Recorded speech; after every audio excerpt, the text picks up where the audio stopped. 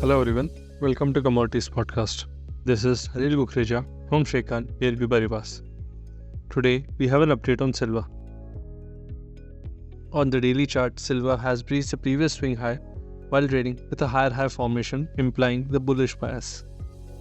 As the prices are yet to breach the previous day's low for the last 7 days, displaying the strength in the bullish trend.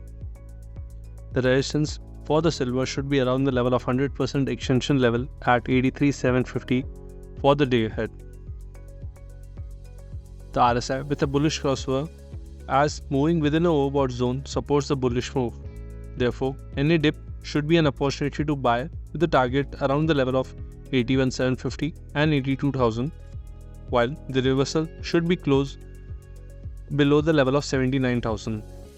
Until then, we expect the bullish bias to continue and target these levels. Hence, we expect silver to trade with a positive bias for the day ahead. Thank you.